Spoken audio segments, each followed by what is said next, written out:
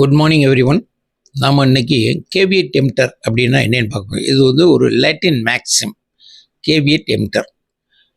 Caveat டெம்ப்டர் அப்படின்னா pier beware அப்படின்னு அர்த்தம். பையர் பிவேர், அதாவது ஒரு பொருளை வாங்கும்போது அந்த பொருளை விற்கிறத விட வாங்குறவருக்கு தான் வந்து ஜாக்கிரதையாக இருக்கும். Buyer beware. இப்போ ஒரு உதாரணத்தை என்ன சொல்கிறேங்களேன்.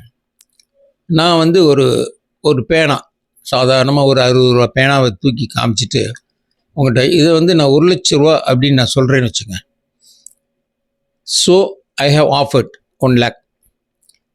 நீங்கள் என்னை நம்பி அந்த 1,00,000 you have accepted my offer. When you accept my offer the contract is over. முடிஞ்சிச்சு. 1,00,000 நான் வாங்கிட்டேன். அப்புறம் கோர்ட்டு கேஸ் போகுது, அல்லது கொடுக்கல, ஒரு என்ன 1,00,000 அப்படின்னு கேட்குறாரு, ஏதோ ஒன்று சம்திங் லிட்டிகேஷன் கோர்ட்டுக்கு போகுது. கோர்ட்டில் வந்து கான்ட்ராக்ட் இஸ் ஓவர், ஸோ நீ கொடுத்தான் ஆகணும், அல்லது நீ வாங்கினது கரெக்டு. இந்த 1,00,000 வந்து சரிதான். என்ன காரணம்னா, அவள் ஒரு ஆஃபர் கொடுத்தா நீ அக்செப்ட் பண்ணிட்ட, த கான்ட்ராக்ட் இஸ் ஓவர்.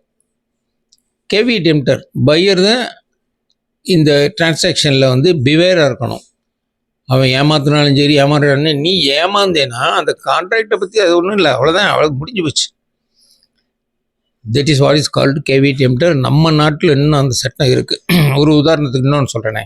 ஹோட்டலுக்கு போகிறீங்க, அங்கே வந்து ஒரு போர்டில் வடை 50 ரூபான்னு போட்டிருக்காங்க. நீங்கள் போகிறீங்க, அதை நீங்கள் கவனிக்கல. There was an offer, open offer. நீங்கள் அதை கவனிக்காமல் என்ன செய்றீங்க, நீங்கள் ஹோட்டலில் போய் உட்கார்றீங்க. உட்காந்துட்டு ஆர்டர் பண்ணுறீங்க, எனக்கு ஒரு வடை கொண்டாங்க. அவன் கொண்டு வர்றான் 50 ரூபா வடை. வந்து சாப்பிட்றீங்க, சாப்பிட்டு முடிச்ச பிறகு சொல்கிறீங்க, வரணும் 50 ரூபாய் நான் கொடுக்க முடியாது. நீங்கள் எப்போ அந்த போர்டை உள்ள பப்ளிக்கில் போட்ட போர்டை நீங்கள் பார்த்தாலும் சரி பார்க்காட்டாலும் சரி, தெர் வாஸ் அன் ஆஃபர். எப்போ நீங்கள் எனக்கு வடை கொடுங்கன்னு ஆர்டர் பண்ணீங்களோ, the offer is accepted, the contract is over, you have to pay the amount. இப்போ யார் ஜாக்கிரதையாக இருக்கணும்? விற்கிறவரை விட வாங்குறவர் ஜாக்கிரதையாக. அதுதான் இந்த கேவியட் டெம்ப்டர். இது ஒரு லாட்டின் மேக்ஸிம்.